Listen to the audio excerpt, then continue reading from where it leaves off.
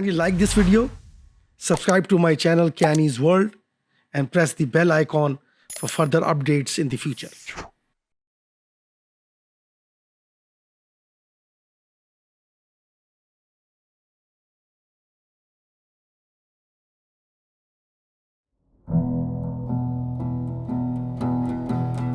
In olden times, in a bloody time, in a Caucasian city, men called it the city of the damned. They ruled the governor, Georgiabashvili. He was a rich man, had a healthy baby, had a beautiful wife, but there were beggars on his doorstep, soldiers in his service. Still he enjoyed his life. He enjoyed his life.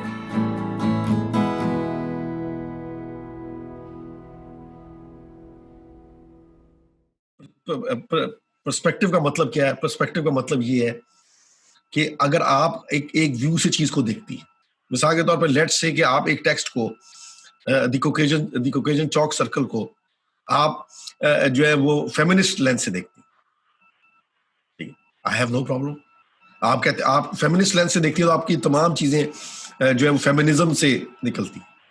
आप एक है अपना एहसान है, एहसान कहता है कि नहीं सर मैं इसको जो है ना साइकोलॉजिकल लेंसेज से देखना चाहता हूँ, मैं इसे साइको एनालिसिस से देखना, नो प्रॉब्लम, ठीक है जी सर।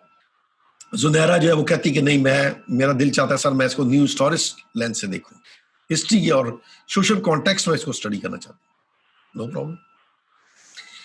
एक आप में से कहता है कि जी मुझे मेरे नजदीक कॉन्टिनेंटल लिटरेचर, मैंने आपको बताया कि जो मेरी बी वेरी ऑनेस्ट, जो मेरा पहला लेक्चर है, जो मेरा पहला हैंड आउट है, जो मेरा पहला जो आउटलाइन है, कोर्स आउटलाइन है, वो आपकी पहली असाइनमेंट है। मैं क्या कह रहा हूँ आपको, मैं कह रहा हूँ कि आप अपने अल्फाज में लिख दो। ओके सर, लिख लेंगे, नो प्रॉब्लम। बस ये चाहता हूँ, छोटी सी, वो कहते हैं ना मेरी छोटी सी मासूमाना सी ख्वाहिश। जी सर, जरूर। तो मेरे कहने का मतलब ये कि देखिए मैं B very honest with you, जब हम कॉन्टिनेंटल लिटरेचर की बात करते हैं तो उसका मतलब ये होता है कि क्या चीजें नहीं है इसमें। ये यूरोपियन बाउंड जो है ना वो लिटरेचर, यूरोप जो है वो इंग्लैंड नहीं है सिर्फ, ठीक है, वो अमेरिकन नहीं है। यानी कहने का मतलब है कि उसके अलावा भी फ्रेंच है, जर्मन है, रशियन है, ठीक है, और इटालियन है, स्पेनिश है, जबरदस्त राइटर्स हैं और कमाल। और इंग्लिश जो है ना, इंग्लिश का देखो मेरी बड़ी बात रखना, इंग्लिश जो है उसका दामन जो है ना वो बहुत बड़ा है, तभी वो दुनिया की इतनी जबरदस्त जुबान तस्वुर की जाती है। जो जुबान भी दूसरी जुबानों का मटेरियल अपने अंदर ले ले, उसमें सलाहियत हो कि मिसाल के तौर पे पाकिस्तान का जो बेस्ट लिटरेचर है, मैं आपके सामने 5 नॉवेल्स रखना चाहता हूँ ये, और प्लेज रखना चाहता हूँ जो टॉप ऑफ द लाइन है। सबसे पहला क्या है, उदास नस्लें, दी very generation by Abdullah Hussain. दूसरा है रिवर ऑफ फायर, आग का दरिया, बाय कुरतुल ऐन हैदर। तीसरा क्या है, Khuda Ki Basti, God's own land, Shaukat Siddiqui का नॉवेल है। चौथा नंबर पे क्या है, शाहिद नदीम के कलेक्टेड प्लेज हैं, आउटस्टैंडिंग प्लेज हैं अजोका थिएटर के, वो इंग्लिश में ट्रांसलेटेड है, whole collection is translated into English. Now 5th number पर मैं समझता हूं कि उमैरा अहमद के नॉवेल हैं, ठीक है, जिसमें पीर कामिल है, वो इंग्लिश में ट्रांसलेटेड है। ये नई मॉडर्न टेक्स्ट बता रहा हूं जो लोग पढ़ रहे हैं। तो अगर आप गौर से देखें तो जो इंग्लिश का सबसे बड़ा एडवांटेज क्या है कि उसने साउथ एशियन लिटरेचर को भी क्या किया है कि एक नई जहत दी है बाय ट्रांसलेटिंग इट। और मैं ये कहना चाहता हूँ कि अगर उर्दू ज़ुबान ने भी तरक्की करनी है तो उसको भी चाहिए कि वो बैन अवी ज़ुबानों की जो अच्छी किताबें हैं उनको ट्रांसलेट करे और वो सेल हो, यानी ट्रांसलेशन इतनी अच्छी हो कि उसका उसका उसका जो है मज़ा आए। देखिए गालिब की सारी पोइट्री इंग्लिश में ट्रांसलेटेड है। मैंने B very honest with you, मैं आपसे ज़ैनब एक बात कहना चाहता हूँ, आप लोग हंसेंगे मेरी बात पर, कि जी मैंने सर। उर्दू ज़ुबान की कई शायरी जो है उसको समझने के लिए उसकी इंग्लिश की ट्रांसलेशन पढ़ी, तब मुझे समझ में आई। तो आप इससे नजर लगाए लें। जी सर, उर्दू काफी डिफिकल्ट है, हम भी कभी कभी कुछ वर्ड्स इंग्लिश में देख लेते हैं कि इसका क्या मतलब है। तो इंग्लिश जो है ना वो इंटरनेशनल लैंग्वेज इसलिए भी है कि वो एजुकेशनल लैंग्वेज है। हम इंग्लिश इसलिए नहीं पढ़ते सिर्फ कि ये शोशा के लिए, हम इंग्लिश इसलिए पढ़ते हैं कि हमारे पास सबसे बेहतरीन ऑप्शन ही यही है।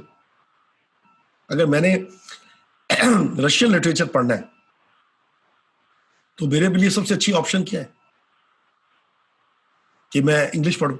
इंग्लिश के अंदर मैं रशियन जो टॉप ऑफ द लाइन जो टेक्स्ट है, जैसे दी मदर है, मदर जो टेक्स्ट है बाय मैगजिम गोरकी, कहाँ से लूं? वहीं से मुझे, जी सर। तो मेरे कहने का मतलब है कि मुझे खुशी है। अच्छा, ब्रेख्त है दुनिया की 50 से ऊपर ऐसी वो हैं जुबानें हैं जिसे ब्रेख्त को ट्रांसलेट किया गया। दुनिया के 28 मुल्कों में ब्रेख्त का ये play the Caucasian chalk circle उनकी जुबानों में परफॉर्म किया गया, उनकी जुबानों में। ये हाइट ऑफ सक्सेस है। मैं जो मेरा एक मौक़िफ़ है, मेरा एक पर्सपेक्टिव है, मैं अपने उस्तादों से, अपने लोगों से एक मुख्तलिफ राय रखता हूँ चीज़ों के बारे में, और मैं उनको गलत नहीं कह रहा, मैं सिर्फ अपना पर्सपेक्टिव बयान कर रहा हूँ। मैं समझता हूँ कि अगर पाकिस्तानी जो उर्दू की टेक्स्ट हैं जो वो पॉपुलर इसलिए अगर उन्हें पॉपुलर बनाना है या उन्हें पॉपुलर वो हुई है तो उसकी वजह ये कि वो इंग्लिश में ट्रांसलेट हुई। जब कोई चीज़ इंग्लिश में ट्रांसलेट हो जाती है तो वो पॉपुलर होना शुरू हो जाती है वर्ल्ड वाइड। ये मेरा अपना मौक़िफ़ है, ठीक है। मैं समझता हूँ कि ये ज़्यादती है ये कहना किसी भी राइटर के बारे में कि उसकी चीज़ अगर ट्रांसलेट हो जाएगी तो उसका वो असर नहीं रहेगा। नहीं है, ये बात ज़्यादती है। इसलिए ज़्यादती है कि अदरवाइज तो मैं फिर वो ज़ुबानें कैसे सीखूं। मिसाल के तौर पे आज जो मैं आपको टेक्स्ट पढ़ा रहा हूँ, ये टेक्स्ट जो है ये जर्मन टेक्स्ट है, जर्मन लैंग्वेज में लिखी है, ठीक। अब आप मुझे बताएं कि अगर मैं और आप जर्मन लैंग्वेज सीखें तो हमें तो सदियां की बीत जर्मन लैंग्वेज को आसान लैंग्वेज है सीखने के लिए, और वो भी लिटरेचर पढ़ने के लिए। लिटरेचर पढ़ने के लिए तो लैंग्वेज स्किल्स आपकी एक्स्ट्रा ऑर्डिनरी होनी चाहिए, तो वो कैसे आए? वो तो नामुमकिन है। तो मेरे कहने का मतलब ये है कि चाइना जैसे मुल्क, मैं कल रात देख रहा था कि चाइना जो है वहाँ पर जो है वो ये जो अमेरिकन लिटरेचर है और ये जो उनका अपना लिटरेचर है, उस तमाम लिटरेचर की ट्रांसलेशन इंग्लिश में पढ़ाई जाती है। तो आप इससे अंदाजा करें कि ट्रांसलेशन स्टडीज जो है वो उसकी कितनी अहमियत है, एक बात। और दूसरी बात ये कि मैं समझता हूँ कि लिटरेचर को जो यूनिवर्सल टच मिला है वो इंग्लिश लैंग्वेज से मिला है, इंग्लिश और वाइस वर्सा लिटरेचर की ट्रांसलेशन करने की वजह से इंग्लिश लैंग्वेज को जो है ना वो अरूज मिला है। ये मेरा मौक़िफ़ है। अगेन मैं कहूँगा कि ये मेरा अपना ज़ाती मौक़िफ़ है। आप मुझे कहें कि मैं इंग्लिश सेंटर्ड हूँ, मैं इंग्लिश को ज़्यादा प्रमोट करता हूँ, तो ये आप लोग कह सकते हैं कि मैं इंग्लिश को प्रमोट कर रहा हूँ, नहीं, लेकिन मैं दिल से आपको बात कर रहा हूँ। मैं समझता हूँ कि इंग्लिश का खूबी क्या है कि उसने मुझे फंक्शनल बना दी। मुझे B very honest with you, मुझे चीज़ें समझ उसमें आती है, मैं क्या करूँ। यानी मेरा जो होराइजन है वो ब्रॉड ही तब होता है जब मैं उसके अंदर चीज़ों को पढ़ता हूँ। अब बहुत सी किताबें, इंग्लिश की किताबें जो उर्दू में ट्रांसलेटेड है, लेकिन मेरा दिल इंग्लिश की किताबों पढ़ने में जाता है क्योंकि मैं उसके साथ कंफर्टेबल हूँ, लैंग्वेज के साथ कंफर्टेबल हूँ। और फिर एक और बात भी है कि आप चीज़ें सीखते हैं, आप लैंग्वेज सीखते हैं, आप पढ़ते हैं चीज़ें, तो उससे क्या होता है कि आप अपने लिटरेचर में चीज़ों को अच्छी तरह से प्रोड्यूस कर सकते हैं अपनी लैंग्वेज में, क्योंकि आपके लिए बड़ा ज़रूरी है कि आप वर्ल्ड लिटरेचर पढ़ें। वर्ल्ड लिटरेचर पढ़े बगैर आप अपना लिटरेचर प्रोड्यूस नहीं कर सकते। इसलिए कि जब आप टॉल्स्टॉय को पढ़ते हैं, जब आप डिकेंस को पढ़ते हैं, जब आप ब्रेख्त को पढ़ते हैं, तो आपका दिमाग रोशन हो जाता है और आप अपनी कहानियां ढूंढते हैं, फिर अपनी कहानियों को भी वैसे लिखते हैं, उसको वैसे ही तशकील देते हैं, उनका वैसे ही मॉडल क्रिएट करते हैं जैसे उन्होंने मॉडल क्रिएट किया था। कहानियां आपकी अपनी होती है, लेकिन उसका जो स्ट्रक्चर है, उसका जो मॉडल है, वो आप क्या करते हैं कि वो आप बोरो करते हैं। And that's the way you go and that's the way you produce literature. तो ये कहना बाउंड्रीज को इतनी महदूद कर देना, ये ज्यादती। प्लस देखिए एक और चीज में नहीं भूली चाहिए, कॉन्टिनेंटल लिटरेचर क्योंकि यूरोपियन लिटरेचर है, यूरोप का एक बहुत इन्फ्लुएंस है, यूरोप का एक बहुत इन्फ्लुएंस है पूरी वर्ल्ड के ऊपर, उसकी मूवमेंट्स का, उसका इंफ्रास्ट्रक्चर का, उनकी लाइफ के पर्सपेक्टिव का, उनकी जो इंडिविजुअलिटी है उसका, उनकी जो अगर आप यूरोप जाएं, आप यकीन माने कि क्योंकि मेरी तो ग्रूमिंग जो है या मेरी जो मैंने लाइफ को समझा है वो तो अमेरिका से समझा। मतलब मैं जब आपकी उम्र का था तो मैं तो अमेरिका में था, तो मैंने 8 साल अमेरिका काटे। अमेरिका का मेरे ऊपर बहुत इन्फ्लुएंस है, लेकिन जो यूरोपियन वे ऑफ लाइफ है या यूरोपियन जो लिटरेचर और यूरोपियन आर्ट है, वो उसका तो कोई मुकाबला नहीं। और उसने जो artist all over the world को इंस्पायर किए, ऑल ओवर दी वर्ल्ड। हमारे भी जो अदारे हैं, NCA है, इंडस स्कूल ऑफ आर्ट है, वैली ऑफ आर्ट है, ये तमाम के तमाम इन्फ्लुएंस्ड हैं, ट्रिगर्ड है यूरोपियन स्कूल ऑफ आर्ट से। तो मैं कहना ये चाहता हूँ आप सब लोगों को कि हम यूरोप को इग्नोर नहीं कर सकते, ना लिटरेचर में इग्नोर कर सकते हैं, ना आर्ट में इग्नोर कर सकते हैं। और तीसरी बड़ी बात मैंने आपको ये की है कि देखिए जो लिटरेचर है वो सबका साझा है, यानी एक हद तक आपका लिटरेचर आपका होता है, उसके बाद उसे दुनिया पढ़ रही। मिसाल के तौर पे ये दी वेरी जनरेशन जो है, उदास नस्लें, ये अमेरिका की 200 से ज्यादा यूनिवर्सिटीज में ये टेक्स्ट है, यानी ये टेक्स्ट बुक के तौर पे पढ़ते हो।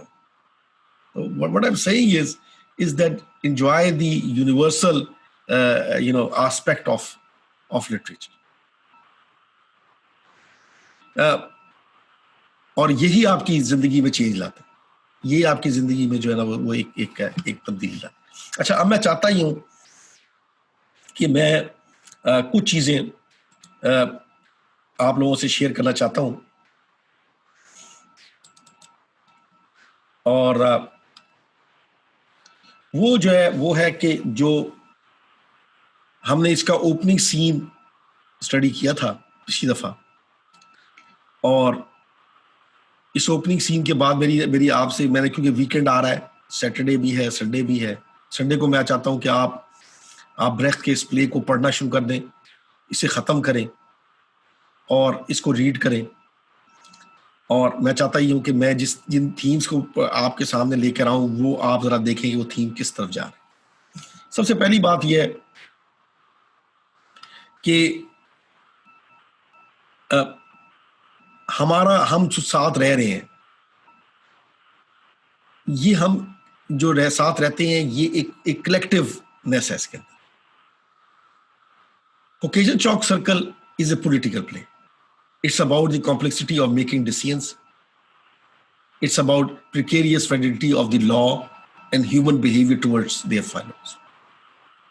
सबसे पहली बात मैं कहना ही चाहता हूं कि सबसे पहली बात है पॉलिटिकल प्ले का मतलब क्या है। देखिए, पॉलिटिक्स तो हर प्ले में है कहने वाला ये कि जो लिखने वाले हैं उसका कोई ना कोई तासुर होता है, ठीक है। मिसाल के तौर पे मैं पाकिस्तानी प्लेज में अभी एक प्ले जो है वो ख़त्म हुआ है, चंद दिन पहले की बात है, तेरे प्यार के सब। I mean it's a political play, there is politics in it, family politics है उसके अंदर, लेकिन ये जो प्ले है बेसिकली सोशल प्ले है। लेकिन जो द कॉकेशियन चॉक सर्कल है ये पॉलिटिकल प्ले है। पॉलिटिकल प्ले का मतलब है कि इसके अंदर आइडियोलॉजी है। आइडियोलॉजी इसलिए है, नजरिया इसलिए है कि ये डिस्कस ये करना चाहता है कि हमारे रियासत जो है, जो स्टेट है, how that state should make decisions, रियासत को डिसीजन कैसे लेने चाहिए। और दूसरी बात यह है कि हमें हमारा बिहेवियर एक दूसरे के साथ कैसा होना चाहिए। यानी हम पाकिस्तानी में, लेट्स से पाकिस्तान, क्योंकि अजोका थिएटर ने तो कॉकेशियन चौक सर्कल को पाकिस्तान की सरहदों में ले आया, पाकिस्तान में परफॉर्म किया इसको चाक चक्कर के नाम से। मेरी उस्ताद है प्रोफेसर सोनू सराजुद्दीन, बहुत बड़ा नाम पाकिस्तान का, और वो हेड रही हैं गवर्नमेंट कॉलेज लाहौर की भी और इधर हमारे यूनिवर्सिटी ऑफ पंजाब डिपार्टमेंट की। वो जब भी द कॉकेशियन चौक सर्कल पढ़ाया उन्होंने पंजाबी का प्ले चाक चक्कर भी साथ पढ़ाया, because she thinks that that to show that how literature can be transformed into another language and landscape and culture, and we call it transculture adaptation. अब बात ये है कि अगर रियासत है, रियासत डिसीजन ले रही है और वो किस किस्म के डिसीजन ले रही है, और ये कि हम सब एक दूसरे के साथ जो रह रहे हैं, शहरी रह रहे हैं इस मुल्क के, वो एक दूसरे के साथ कैसे बर्ताव करेंगे। क्या हम अपनी चीज़ों को महदूद कर दें, हम अपनी चीजें शेयर ना करें। अब अभी थोड़ी देर के लिए आपने महसूस किया कि हमने ईद कुर्बान के ऊपर हमने कुर्बानी की, और हमने क्या किया कि उस कुर्बानी के गोश्त को शेयर किया। जब हमने शेयर किया तो वो लम्हे कितने अच्छे लम्हे थे जब हमने गोश्त दूसरों को दिए। जब ये गोश्त हमारा है, खर्चे हमने किए हैं यार, बकरा हमने लेकर आए, लेकिन हमने जब उसको तकसीम की है तो वो तकसीम करने में जो है वो क्या है, वो हमने तकसीम करने में खुशी हासिल की। फिर ब्रेख्त जो है उसने इस पूरे प्ले को समअप कैसे किया है, समअप उसने ऐसे किया है कि ये नजरिया, ये पॉलिटिक्स है, ठीक है। एक बात मैं जरूर कहना चाहता हूं कि हमारे यहाँ लफ्ज पॉलिटिक्स ना नेगेटिव इस्तेमाल, जबकि सियासत तो एक पॉजिटिव चीज है। सियासत का मतलब है चीजों को सॉल्व करना, टेबल पे सॉल्व करना, जंगों से दूर बचाना, डायलॉग का आगाज करना। तो कहता क्या है ब्रेख्त, क्या कहता है एंड पर, यह आखिरी सेंटेंस जो हम पढ़ेंगे, वो कहता है what there is shall belong to those who are good for it. वो कहता है जो चीजें हैं वो उनको मिलनी चाहिए जिनमें वो जो उसको अच्छी तरह से इस्तेमाल कर सकते। यानी अगर एक खेत है तो जो उसकी सबसे अच्छी काश्तकारी कर सकता है, ये बेसिकली खेत उसका होना चाहिए। Thus the children to the maternal and they thrive। वो कहता है क्या हो कि बच्चे किसके साथ रह सकते हैं, माँ के साथ रहें, ताकि वो थ्राइव कर सकें। Carriages to the good drivers, और कैरेजेस कौन चलाएगा, जो अच्छे ड्राइवर हो। And they shall driven well and the valley to the waters and it shall bear fruit. और कहता है कि वैली किसकी होनी चाहिए, जो पानी दे ताकि क्या हो कि फल आए। ये जो सोच है कि right job, right person for the right job, ये पर्सपेक्टिव पर मैं एहसान को थोड़ी देर के लिए जगाना चाहता हूँ, क्योंकि वो बड़ा ज़हीन दिमाग है हमारा। एहसान ये मुझे बताएं कि एक ऐसा मुल्क ब्रेख्त क्रिएट करना चाहता है जिस मुल्क के अंदर नाइंसाफी ना हो, और उस मुल्क के अंदर क्या हो कि चीज़ों की तकसीम, वेल्थ की तकसीम ऐसे हो कि जो अच्छी तरह इस्तेमाल कर सकता हो वो उसको मिल जाए। ये कैसा नजरिया, ये क्या सोच? अस्सलाम वालेकुम सर। वालेकुम अस्सलाम। सर नजरिया बहुत अच्छा है सर ब्रेख्त का, पर सर ये है कि ऐसा मुल्क सिर्फ ख्यालों में मिल सकता है सर, हकीकत में नहीं। मतलब ये सर वो मुल्क है जो कि हम सब सोचते हैं कि यार ऐसा होना चाहिए हमारा मुल्क, यहाँ पे कोई अमीर गरीब का कॉन्सेप्ट ना हो, सबको इंसाफ मिले, सबको हकूक बराबर के मिले। लेकिन सर ऐसा कभी भी हो नहीं सकता। क्या एहसान ऐसा हो सकता है कि ऐसा मुल्क ना मिले, लेकिन कम से कम वो ऐसा मुल्क हो जहां पर सेहत और तालीम फ्री हो। यस सर, ऐसा हो सकता है। क्या क्या स्वीडन के अंदर ऐसा नहीं है? क्या फिनलैंड में ऐसा नहीं है? क्या नॉर्वे में ऐसा नहीं है? क्या जर्मनी, जहां से वो जर्मनी जिसको उसने चेंज किया, ट्रांसफॉर्म किया है, यानी ये जर्मन राइटर है ना, क्या क्या जर्मनी ने रियलाइज नहीं किया, दोनों तरफ, ईस्ट जर्मनी और वेस्ट जर्मनी ने रियलाइज नहीं किया कि अगर हम लोगों को रियासत जो है वो लोगों की जिंदगियों का तहफ़्फ़ुज़ नहीं करेगी तो वो मुल्क कैसे चलेंगे? देखिए, हमारे यहाँ तो हर चीज प्राइवेटाइज हो रही है ना, जो चीजें हैं भी वो भी प्राइवेटाइज हो रही है। बिल्कुल सर। और ये अलग बात है कि हम अच्छी तरह चलाए ही नहीं रहे। पीआईए का जो हाल है, पीआईए का जो हाल है, यकीन माने कि मैं एक दफा अभी 2 साल पहले की बात है कि मैं मलेशिया गया, तो मैं एयरपोर्ट में कराची में खड़ा हुआ, तो वो जो जहाज था ना वो रुका हुआ था पीआईए का। तो मैंने पूछा यार क्या वजह है, लेट क्यों हो रहा है? कह रहे सर उसके इंजन में मसला है, तो वो इंजन ठीक कर रहे हैं। और आप यकीन माने एहसान कि वो इंजन उन्होंने ठीक किया और घंटे बाद हम उसी जहाज पर उड़े थे। यानी आप अंदाजा लगाए कि वो, यानी इंजन इतना बड़ा मसला है यार, इतना बड़ा मसला है, और वो कह रहे हैं कि यार चलो यार चल गया ना, बस ठीक है यार, अल्लाह बेली। तो इस तरह सर ऐसे ही। तो फिर ऐसे हम चीजों को चलाएंगे तो क्या होगा? ठीक है। अच्छा, अब मैं चाहता हूं कि कोई आप में से कोई स्टूडेंट मुझे द कॉकेशियन चौक सर्कल की स्टोरी सुना दे। स्टोरी क्या है इसकी? कोई किसी को स्टोरी पता हो? मैंने वैसे ये स्टोरी आपको 2 दफा सुनाई है, लेकिन फिर भी कोई सुना दे मुझे, कहानी है क्या?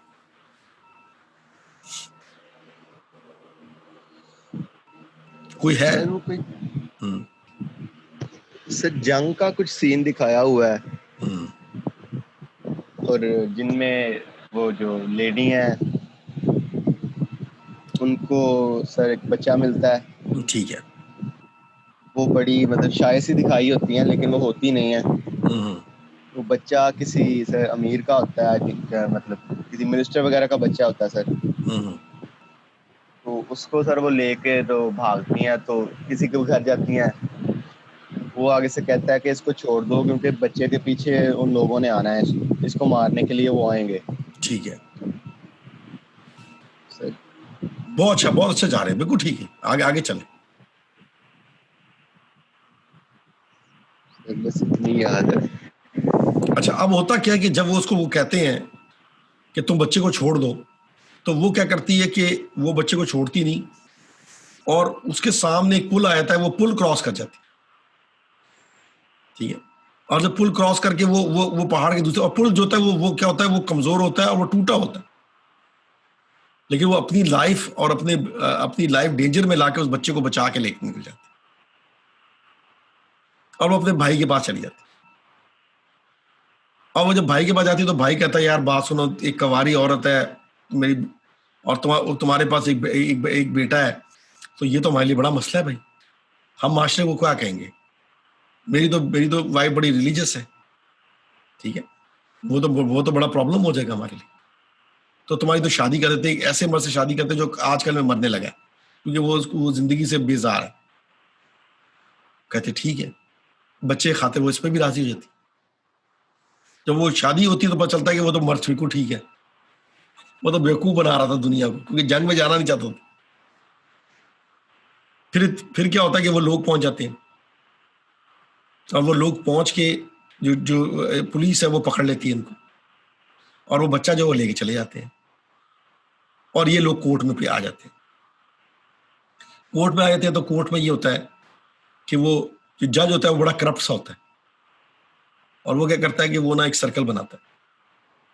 वो कहता है कि इधर सर्कल में बच्चे को रखो, और जो बच्चे को खींच के ले जाएगा वो बच्चा उसका होता है।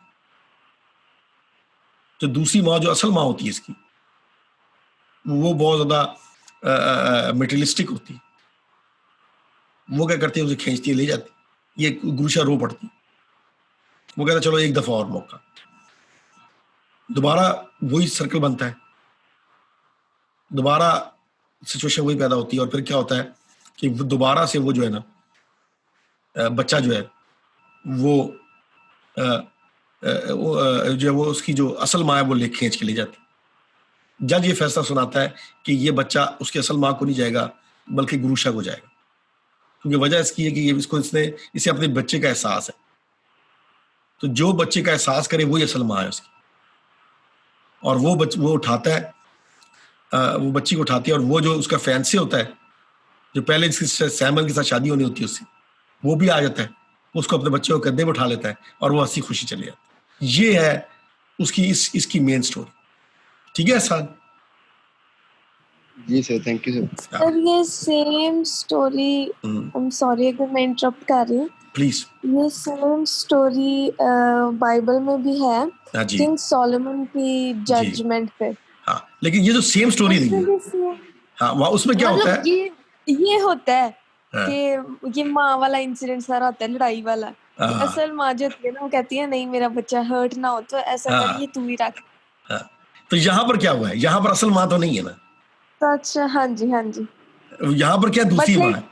This whole scenario like reminded me of that story. हाँ, और दोबारा बहुत जबरदस्त किंग सोलोमन की तुमने बात की, I mean you know very nice of you. मैं कहना चाहता हूँ यही ब्रेक कहना चाहता है। ब्रेक कहना चाहता है सदियों से एक कहानी सुन रहे हैं कि जो असल माँ है वो मोहब्बत करती है, असल माँ वो जो पैदा करती है माँ वही मोहब्बत करती है, ठीक है। लेकिन ब्रेक ने चेंज कर दिया इस कॉन्सेप्ट।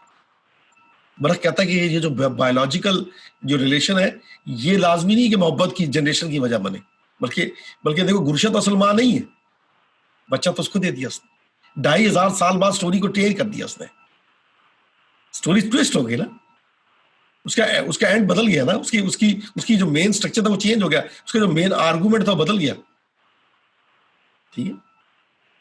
और आर्गुमेंट चेंज करने से ब्रेक क्या कह रहा है? ब्रेक ये कह रहा है कि नई स्टोरी जन्म ले सकती है, और ये नाइंसाफी है कि किसी चीज को क्योंकि किसी की प्रॉपर्टी उसकी आबोजदाद से मिली हुई है तो वही प्रॉपर्टी उसके पास रहे। इसी तरह बच्चा जो है वो उसका नहीं है, उसका बच्चा नहीं है जिसने उसको पैदा किया, बल्कि असल में अगर पैदा करके वो परवरिश अच्छा करता तो उसका बच्चा। मुल्क किसका है? मुल्क उसके जो मेहनत करे इस मुल्क के अंदर, जो उसको ग्रो कराए, जो उसकी खिदमत करे मुल्क के। देखिए 14 अगस्त गुजरी है, ये ब्रेक की जो सोच है, इस सोच को पर पाकिस्तान के अंदर प्लेस परफॉर्म की है। और ब्रेक की सोच क्या है? ब्रेक की सोच ये कि रियासत होगी माँ की जैसी, माँ की तरह रियासत होनी चाहिए, मदरहुड होनी चाहिए उसकी स्टेट के अंदर। वो ख्याल करे अपने उन लोगों का जो डाउन ट्रॉडन है, जो गरीब है, जो महकूम है, मार्जिनलाइज्ड है, जो मार्जिनलाइज्ड सेक्शन है ऑफ द सोसाइटी है, उनके लिए डिफरेंट प्रोग्राम्स आने चाहिए। देखिए ना, पहले बेनजीर इनकम सपोर्ट फंड था, अब ये एहसास प्रोग्राम है। ये क्या है? ये ब्रेख्तियन सोच है ना कि आप उन लोगों तक मदद पहुंचाएं जिनके पास जराए नहीं कि वो ग्रो कर सके। उसका एक एंड तो ये है।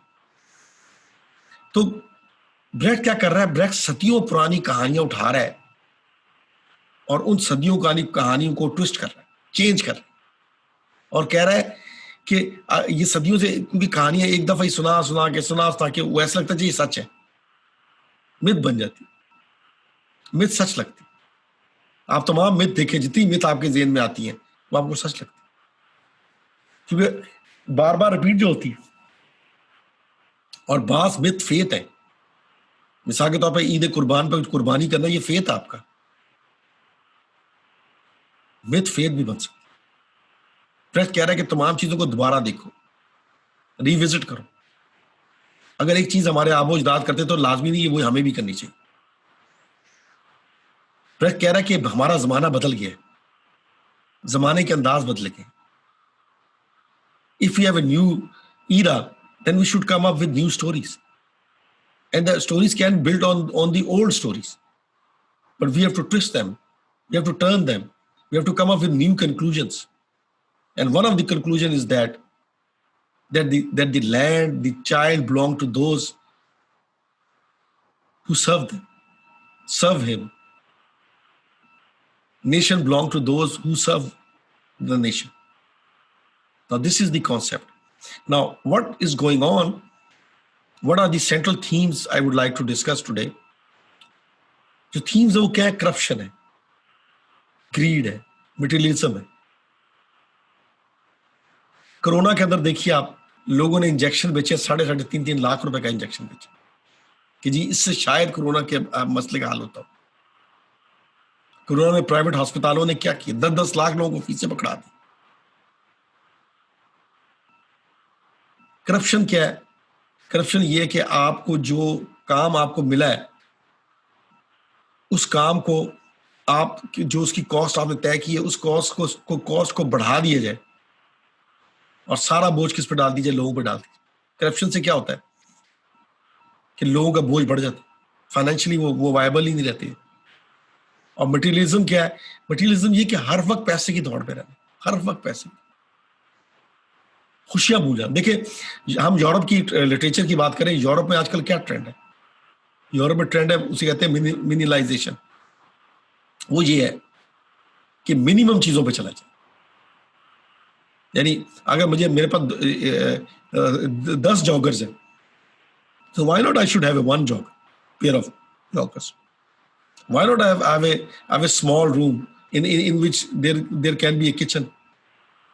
Why not make our life simple? Why we have to decorate ourselves with so many things, to useless things? Why not use the same space? आप देखिए आपके घर के अंदर ड्राइंग रूम है, ठीक, आप दुआएं मांगते हैं यार ये ड्राइंग रूम आबाद हो, कभी कोई लोग आएगा। ड्राइंग रूम उसी तरह फालतू पड़ा हुआ है और आप कमरों में तंग हैं। क्या वो ड्राइंग रूम की जरूरत थी? वहां पर तो लिविंग रूम भी बचता था, सिटिंग रूम में ही आप सब लोगों को बुला सकते थे। लेकिन हम दिखावा इतना आ गया है कि हम ड्राइंग रूम बनाते हैं, सजाते हैं उसको, किसके लिए जो हमें पता नहीं किसके लिए सजा रहे हैं। 1-2 लोग आएंगे उनको लिए सजा रहे हैं। फेसबुक क्या है? Facebook is a source of telling people that how rich we are, to show off things. On Facebook we showcase things. Now this is called corruption, greed and materialism. And then there is abuse of power. Abuse of power क्या? Abuse of power ये कि आप किसी को jail भेज दें क्योंकि आप ताकतवर हैं, किसी को सजाएं दे दें क्योंकि आप ताकतवर हैं। अब पावर आपके पास आ गई। रियासत क्या करे कि वो उनके मुल्क के अवाम को दबा के रखे ताकि वो बोल ना सके, उनकी आज़ादी राय बंद करते, उनके मीन्स ऑफ कम्युनिकेशन पर पाबंदी लगाते, सेंसर करते। जो सेंसर का एनवायरनमेंट है वो क्या है? That's called abuse of power. उसके बाद नेग्लिजेंस ऑफ ड्यूटी, इररिस्पांसिबिलिटी। माँ देखिए उसकी यार कैसी माँ है कि वो वहां पर वॉर लाइक एनवायरनमेंट आया, वो अपना औलाद छोड़ गई यार, किसके लिए? कपड़ों के लिए है। क्या वो अपना मारिया भी के क्लोज थे यार उसके पास, जो उसकी वजह से उसे सब कुछ छोड़ना पड़ा। क्या वो किसके हैं? सफा सफीना, क्या नाम है उसका? मेरी बात हो सकती है अपना जैनब, ये कौन सा है? वो है सना सफीनाज है ना? जी सर, सना सफीनाज। तो उसके कपड़ों के खातिर उसने क्या किया? उसने अपना बेटा छोड़ दे बंदा। यही हुआ है ना कि यही किया ना उसने। जी सर, लेकिन कभी होना नहीं चाहिए ऐसे। तो इंसानों के पीछे और चीजों के पीछे बहुत फर्क है। तो आप मुझे बताएं कि ये जो अप्रोच है लाइफ की, ये अप्रोच क्या है? ये अप्रोच ये है कि ये इररिस्पांसिबिलिटी है ना। यस सर, बिल्कुल। अब मैं आपको बताऊं, एक बात है कि कल जो है ना 14 अगस्त के ऊपर यहाँ पर लाहौर में लोग निकले होते सड़कों पर, और बाजे बजा रहे थे, और कहने मतलब है इतनी नॉइस थी कोई इंतहा नहीं। ये इररिस्पांसिबिलिटी है, ये कोई जश्न नहीं है, ठीक है, कि आप लोगों को डिस्टर्ब कर रहे हैं सिर्फ इसलिए कि आप अपना कोई मसला वेंट आउट करने के बाद। स्टेट को भी सोचना चाहिए ना, स्टेट को सोचना चाहिए कि स्टेट को भी सोचना चाहिए कि पाकिस्तान की जो यूथ है, उसके लिए सोर्स ऑफ एंटरटेनमेंट क्या है, हमने क्या छोड़ा है उसके लिए एंटरटेनमेंट सोर्स। ठीक, पाबंदियां लगा के हमने क्या किया है कि हमने नौजवान नस्ल को सवाए खाने के, ठीक है, और सवाए हल्ला गुल्ला करने के हमें कुछ छोड़ा ही नहीं। This is we call negligence of duty, responsibility at both sides. फिर डिसीट है,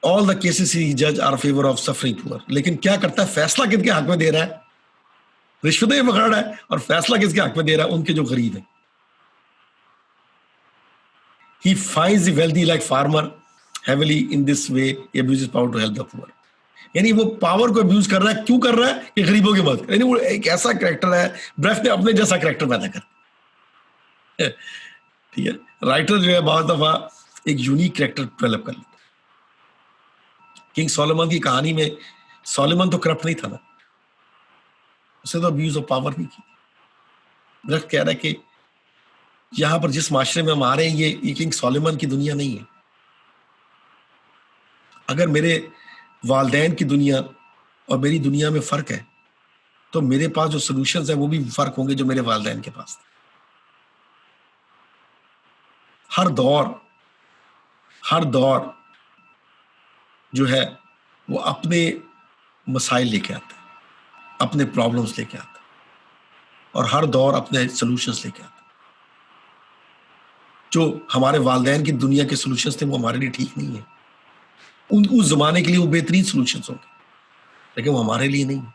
ब्रेख्ट कहता है कि हमें सोचने की जरूरत है, हमें रिविजिट करने की जरूरत है कि हम लकीर के फकीर ना हो जाए, हम लकीर के फकीर ना हो। और इस तमाम ग्रीड में एक चीज ऐसी है जो इस ग्रीडी दुनिया से निकालने की सलाहियत रखती है।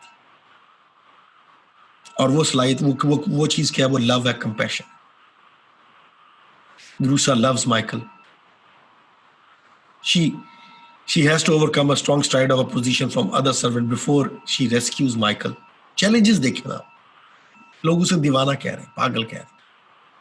नौकर उसके अपने साथी जो उसे कह रहे हैं, वो कह रहे हैं ये तुम क्या कर रहे हो, ये बच्चा तो खतरनाक है।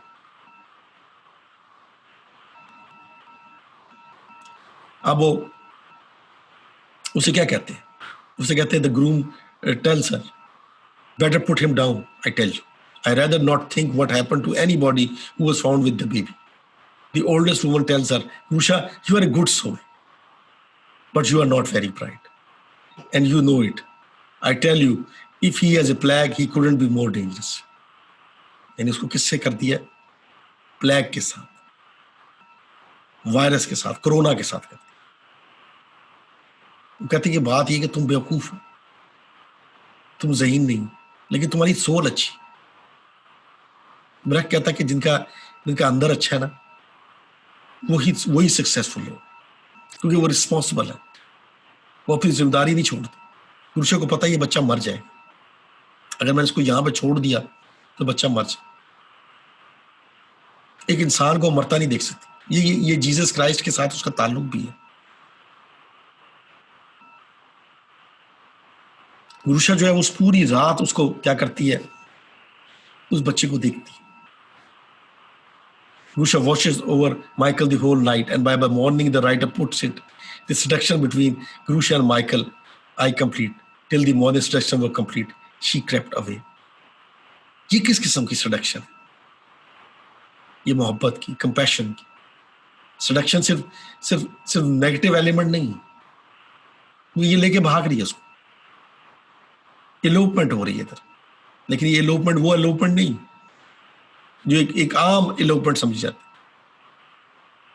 बल्कि एक इंसान दूसरे इंसान को बचा रहा, महफूज कर। और उसको बचाने के लिए क्या हो रहा है? उसको बचाने के रिवॉर्ड में उसे माँ का दर्जा मिल रहा। मेरा कहता है ये माँ है, वो माँ नहीं है जिसने सना सफीनाज के लिए और मारिया बी के क्लोज के लिए छोड़ दिए, बल्कि वो माँ है जो उसके लिए लोगों के कहने के बावजूद कि लोग उसे बेवकूफ़ समझते हैं, उनके बेवकूफ़ समझने के बावजूद उनको वो कह रही है कि नहीं, मैंने इस बच्चे को बचाना है। और she also saved the child from being killed by the iron shirts. Iron shirt जो है पंजाब पुलिस, जैसे पंजाब पुलिस जो है वो अपनी जालिमाना हरकतों की वजह से पॉपुलर है, उसी तरह से ये भी आयरन शर्ट्स, ये उसके पीछे है, ये उसे बचाती है। Just like mother who loves her child she makes several sacrifices. माँ का तस्वुर जब भी आता है तो तस्वुर, सबसे पहला तस्वुर किसका आता है? कुर्बानी का तस्वुर, कि कुर्बानी, माँ कुर्बानी देती। और ये क्या कर रही है? ये जस्ट लाइक मदर, इसने मदरहुड का सेक्रीफाइस के जरिए मदरहुड को पाली है। दरख्त ये कहना चाहता है कि सेक्रीफाइस जो है वो बेसिकली मस्ट एलिमेंट है किसके अंदर? मदरहुड के अंदर। She force to buy a milk by higher price using her meagre weekly pay, अपने पैसे भी लगाए थे। उनकी वजह उसकी कि लोग फायदा उठा रहे हैं। ये ग्रीड है। जो दूध बेचने वाले हैं वो दूध इतना महंगा बेच रहे हैं क्योंकि वो बहाना बना रहे हैं, ठीक है, बहाना बना रहे हैं और फायदा उठा रहे हैं इस चीज का कि लोग जो है वो मजबूर है कि उन्होंने दूध खरीदना है। ये क्या चीज है? ये कैपिटलिज्म है, कैपिटल एट इट वर्स्ट। वो बच्चा लेके फिरती है गांव गांव और वो लोग कहती है यार इसको दूध चाहिए। वो कहते हैं हम तो इतने पैसे का देंगे। कहती इतने पैसे का दूध? इतने पैसे का तो दूध कहीं नहीं मिलता, इतना महंगा। वो कहते हैं लेना लो, नहीं लेना तो जाओ, दरवाजा बंद कर देते उसको। उसके बाद she risks her save to Michael by hitting a corporal with a wooden log and crosses over to the northern border using a broken bridge। जो मैंने भी आपको कहानी सुनाई कि वो पुलिस से मुकाबला करती है। एक शाय लड़की है, जिस तरह एहसान ने कहा, उसमें इतनी सख्त आ जाती कि वो मुकाबला करती है पुलिस का, और वो मुकाबला करती है और एक टूटे हुए ब्रिज को क्रॉस कर देती है। और जब वो टूटे हुए ब्रिज को क्रॉस करती है ना तो कहती है माइकल कहती है देख बात सुन, आज से तू मैं और माँ और बेटे, क्योंकि मैंने तुझे मोहब्बत के जरिए पाया। फिर उसके बाद सबसे बड़ी बात है कि उसकी एक मंगनी हो चुकी है, लेकिन वो एक साइमन के साथ उसकी एंगेजमेंट भी है, लेकिन वो तोड़ देती। किसके लिए? कि वो माइकल को बचाए। She has to marry a dying man for Michael sake and then risk her engagement with Simon. उसके बाद ये जो कुर्बानियों की लिस्ट है, कंपैशन की लिस्ट है, ये कंटिन्यू है। उसके बाद crucial love for Michael is shown in the trial case। Trial जब होता है कोर्ट के अंदर तो उसके अंदर गिरुशा का लव नजर आ रहा है, जब वो उस सर्कल से उसको खींचती नहीं है। Grusha defends her love towards Michael by saying that she brought him up and that she married because of Michael। So मोहब्बत की इंतहा आप देखिए। और जब वो सर्कल के अंदर उसको खींचने में कामयाब हुई थी तो गुरुशा क्या कहती? वो कहती है I brought him up, shall I also tear him to bits? I can't. कहती मैं नहीं कर सकती। किंग सोलोमन में कहानी में ये जुमला कौन अदा करता है? उसकी रियल मदर। यहां पर कौन अदा करता है? एक foster mother. See the difference. ये जो मां का रोल उसने दिया है, मैं चाहता हूं ज़ैनब इस माँ के रोल की जो स्विच किया उसने, कि असल माँ को पीछे छोड़ दिया है और फॉस्टर माँ को वो ले आया। क्या ये यूनिकनेस नहीं है ब्रेथ की? जी सर, बिल्कुल। सर वैसे मदर ही होती है वो। अगर जैसे आपने कहा कि वो ब्रांड के पीछे भाग रही है या, तो वो मुझे नहीं लगता कि वो मदर है। आपने बिल्कुल ठीक कहा था कि मदर का नाम ही एक हिसाब से कुर्बानी है, कि वो बच्चों के लिए बहुत कुछ सेक्रीफाइस कर देती है, तो वो ही रियल मदर है। तो ब्रेथ ने ये बहुत अच्छी स्टोरी डेवलप की है। एहसान, आपका क्या ख्याल है? आप अभी तक ये जो कहानी यहाँ तक आपने क्या महसूस किया? ब्रेथ क्या कहना चाहता है? आपकी बात से सर मैं एग्री करूंगा। जो आपने कहा था कि ब्रेथ जो है वो सबसे बड़ा प्ले राइटर है, तो मतलब ये चीज उसने एक ऐसे तरीके से दिखाई है जो कि कभी किसी ने नहीं दिखाया। सो ही हैज अ सेंस कि उसने दुनिया को चेंज करना है, और वो आई थिंक वो अपने प्लेस से कर रहा है चीज। बिल्कुल सही है। और हम ये चीज देख रहे हैं और देखिए कि कितनी दिलचस्प है ये, यानी एंटरटेनमेंट भी है, वो एंटरटेन भी कर रहा है, ठीक है। बिल्कुल सर। अच्छा, एक बात है, वो है इररिस्पॉन्सिबिलिटी। इररिस्पॉन्सिबिलिटी क्या है? इररिस्पॉन्सिबिलिटी ये कि एक जिम्मेदारी हमारी है और हम उसे समझ ही नहीं पा रहे, ठीक है। और वो क्या जिम्मेदारी क्या हमारी, वो है कि it refers to failure to perform one's duty which impact negatively on others। एक काम हमारी जिम्मेदारी है जिसका इम्पैक्ट पॉजिटिव होता है लोगों को, अगर वो हम काम करें। अब मेरी जिम्मेदारी है कि मैं 8 बजे सुबह आपको पढ़ाऊं।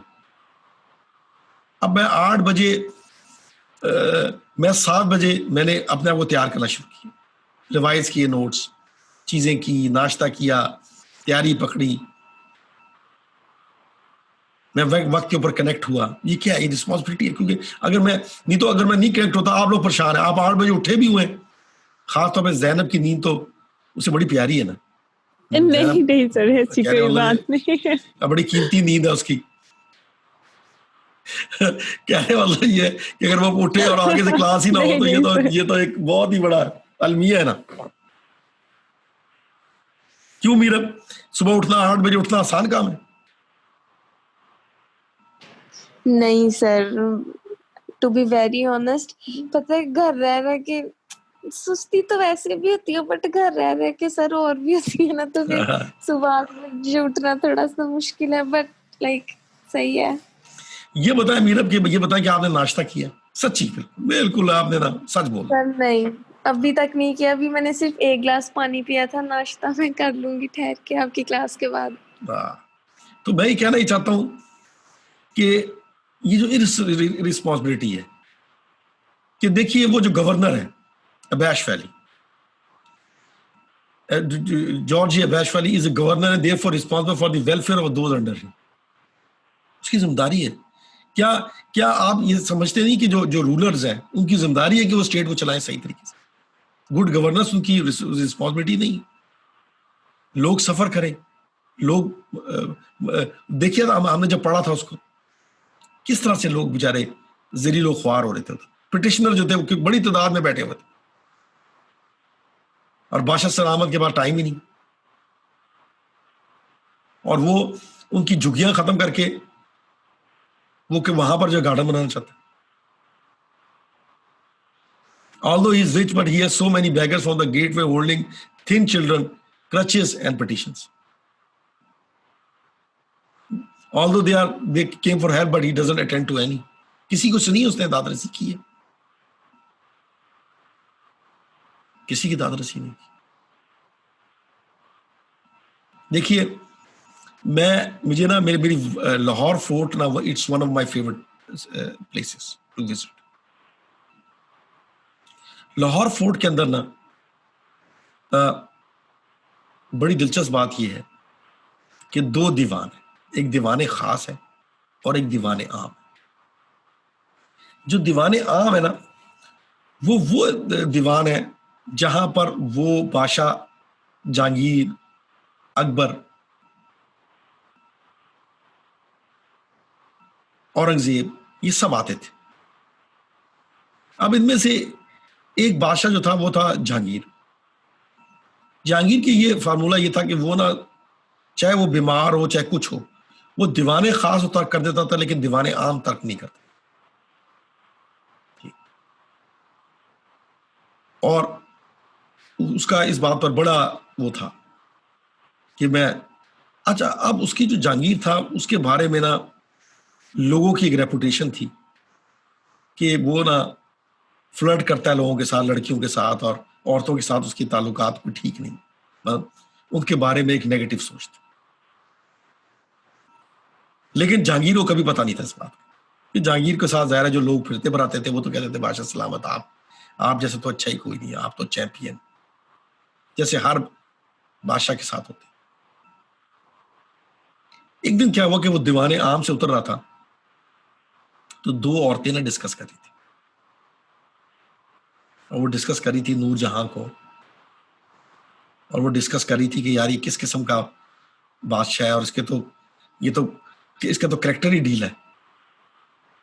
ये डिस्कस करी।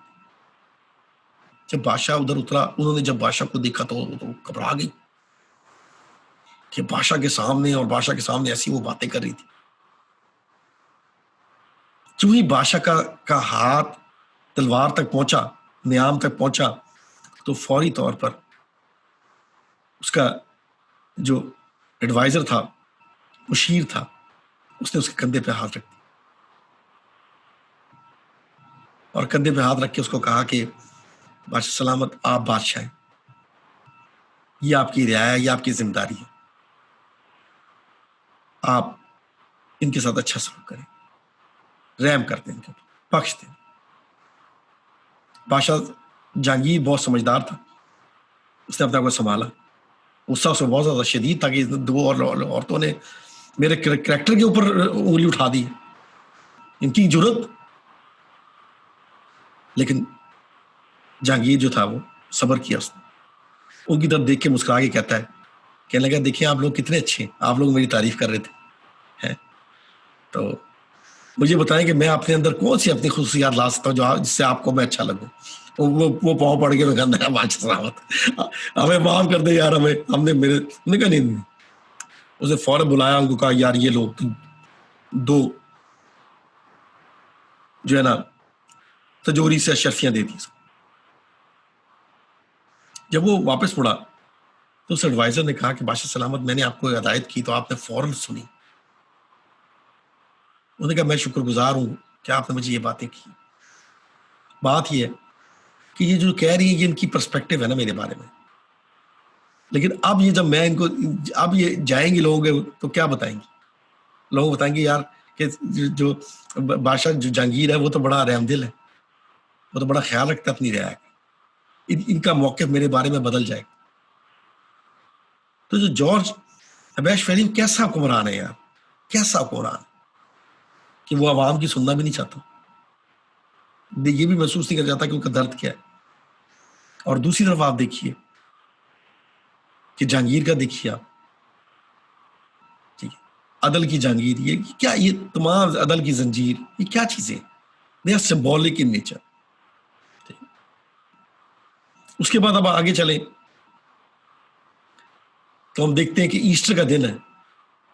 It is Easter, therefore one would expect that he would compassionate enough to listen to their grievance, सुनेगा उसकी उनकी बातें। ईस्टर का दिन है, ईद का दिन है, रहम का दिन है, दरगुजर करने का दिन है, फॉरगिवनेस का दिन है।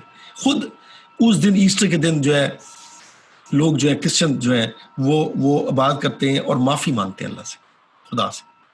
Now what I'm saying is, look at what Brecht is saying, that they are religious for no benefit. They are just religious to show off. They are showcasing their religious attitude, showcasing it. ये जो चीज है क्या है? एक petitioner वो कहता है they complain of taxes being high. One petitioner laments the children is striving in my arms. मर रहे हैं बच्चे। Now what Brecht is saying कि ये क्या चीज है? irresponsibility. जब कोई मुल्क की रियासत, जब मुल्क के हुक्मरान अपनी रियाया का ख्याल नहीं रखेंगे तो वो irresponsible, and they should be the ruler of them. Brecht कहता है कि रूलर तो वो होगा जो रियासत माँ की तरह चलाए, जो सिंपैथेटिक हो, जो दरगुजर से काम ले। उसके बाद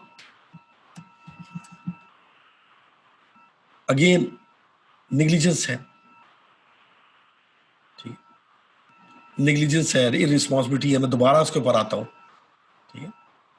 उसके बाद क्या? हिपोक्रेसी।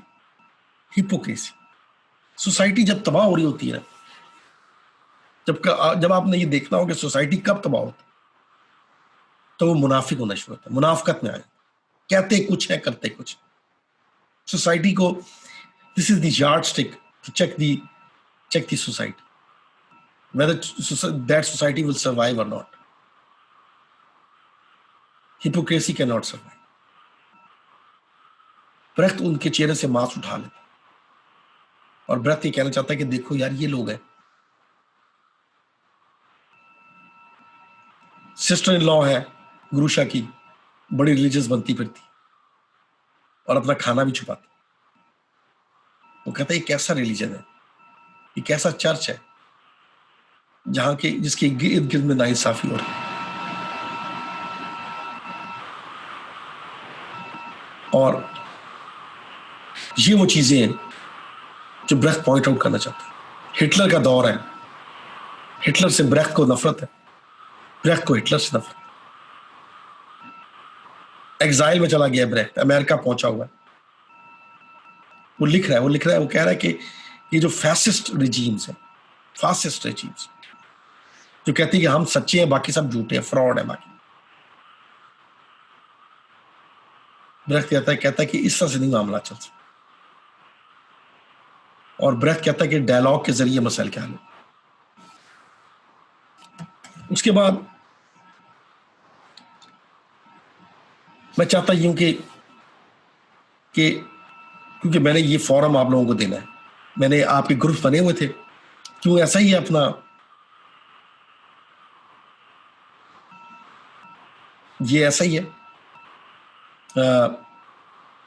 आप लोगों ने करना ऐसा है कि मैं बात कर सकता हूं इस वक्त एहसान मुगल से। जी सर। एहसान मैंने करना ये कि ये मैंने टेक्स्ट जो है ये बांट देनी है आप एक ग्रुप के अंदर। आपने मुझे कितने ग्रुप्स दिए?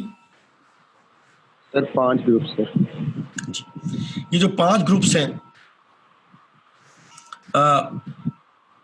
ये जो 5 ग्रुप्स हैं, इन 5 ग्रुप्स को मैं ये आपके डिस्कशन पैनल्स हम बन जाएंगे, ठीक है। और डिस्कशन पैनल्स ऐसे होंगे, ये टेक्स्ट से होंगे, यानी इन 5 ग्रुप्स को मैं क्या करूंगा, मैं टेक्स्ट जो है ना वो असाइन करूंगा, ठीक है जी, कि ये टेक्स्ट यहां से यहां तक ये ग्रुप डिस्कस करेगा, यहां से यहां तक ये ग्रुप डिस्कस करेगा, ठीक है। और द ओकेजन चौक सर्कल के ऊपर ही होगा, और ये इस तरह से होगा कि जो हमारी क्लास है,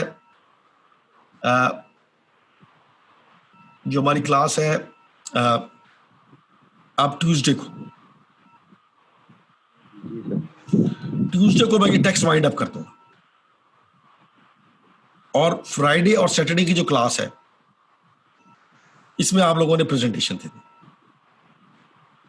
इन प्रेजेंटेशन को मैं प्रेजेंटेशन इसलिए नहीं कहता, ये ग्रुप डिस्कशंस, हम सवालात पूछेंगे, ये लोग इस चीज को पढ़ के सुनाएंगे, उसको एक्सप्लेन करेंगे, ठीक है।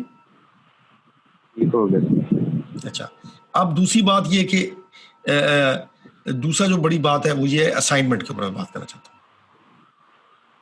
जी सर।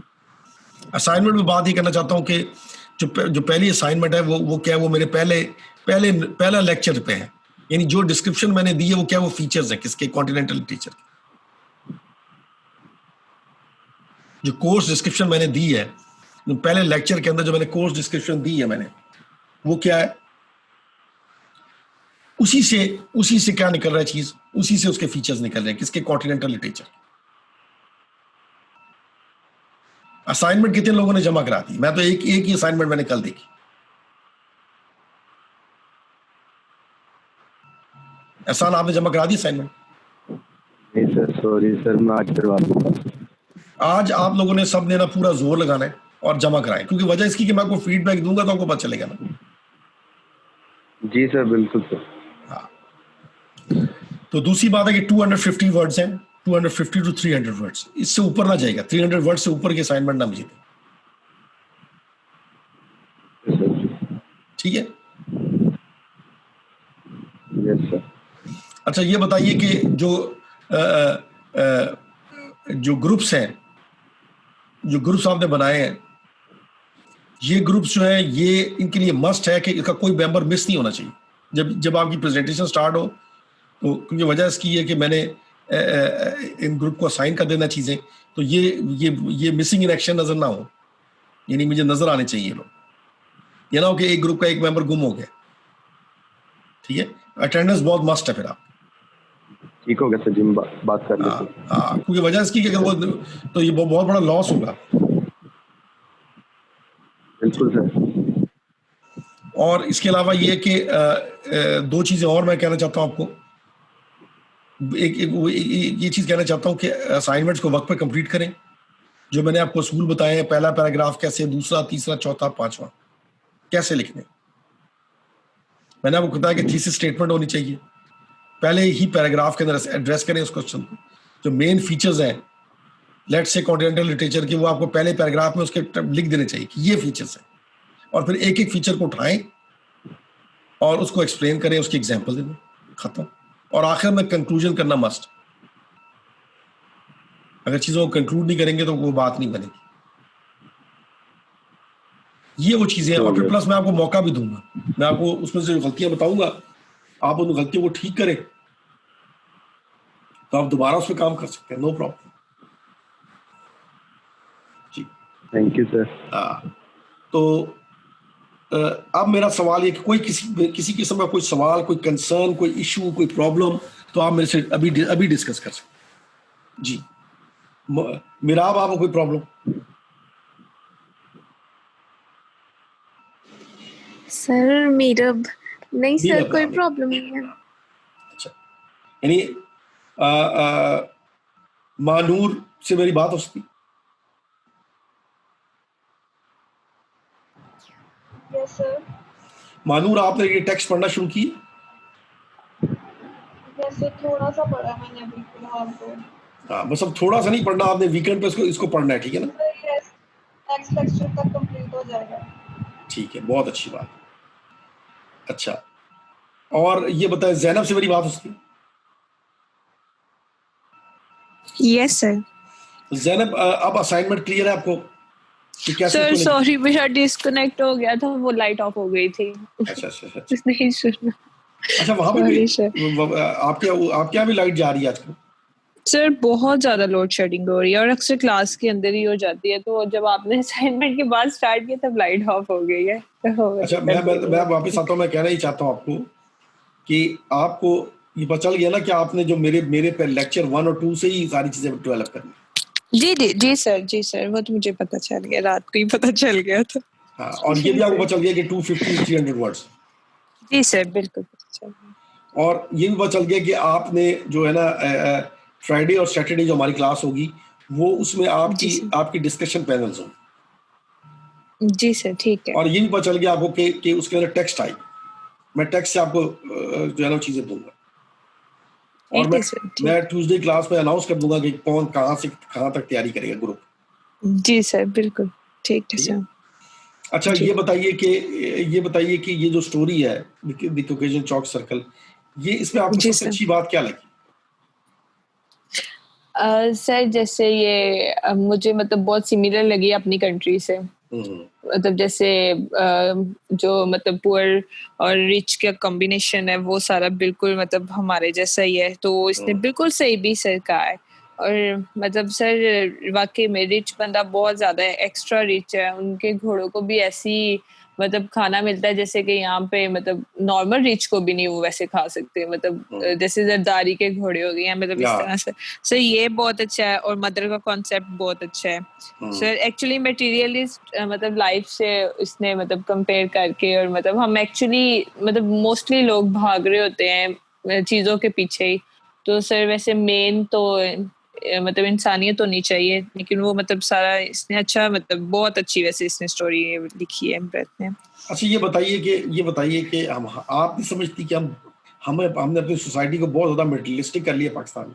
सर बहुत ही ज्यादा सर। एक्चुअली होता ही है कि अगर मतलब जैसे आपने कहा कि एक जॉगर से भी काम चल सकता है या छोटे घर से ये वो, लेकिन होता ही है कि यहाँ पे मतलब खास तौर पाकिस्तान में सर मतलब कंपेयर बहुत किया जाता है कि यार अच्छा तुम्हारे पास क्या, अगर ना भी हो उस बंदे के पास, एक बंदा बहुत सिंपल रहना भी चाहता है तो सोसाइटी उसको रहने ही नहीं देती। वो कहती है नहीं देखो वो उसके पास कितना है, अगर तुम्हारे पास इतना नहीं होगा तो तुम्हें कोई लोग एक्सेप्ट नहीं करेंगे, तुम इसमें सही नहीं रहोगे, तुम्हारी वैल्यू नहीं होगी। वो लोग उसी चक्कर में बढ़ते बहुत ज्यादा अपने आप को ले जाते हैं कि वो भूल जाते हैं सब कुछ। तो सर मतलब सोसाइटी बहुत इसमें करती है कि नहीं तुम्हारा बड़ा घर ही होगा तो तुम मतलब ठीक लो, और वैसे सर होता भी यही है। अगर मतलब एक बंदा सिंपल रहना चाहता है, उसके पास चाहे जितना मर्जी पैसा, लेकिन लोग उसको कुछ समझते ही नहीं है, शो ऑफ ना करे तो कुछ होता नहीं। तो ये भी बहुत पाकिस्तान में ये बहुत ठीक है। Thank you. इसी बात पर इसको खत्म करते हैं लेक्चर को आज। जी सर। एंड खुदा हाफिज फ्रॉम माय साइड। अल्लाह हाफिज एंड टेक केयर। और अपने वीकेंड को जो है वो द कॉकेशियन चॉक सर्कल को पढ़ने से एंजॉय करें। अल्लाह हाफिज sir. Thank you sir, thank you, really appreciate है। अंदर नोट कर लीजिएगा साहब कि कौन नहीं आया, ठीक है ना? जी सर, वो कर दी, मैंने सेंड कर दिया सर आपको। क्या बात है, जज़ाकल्लाह, थैंक यू एहसान। Thank you sir. अल्लाह हाफिज, अल्लाह हाफिज। अल्लाह हाफिज सर, अल्लाह हाफिज।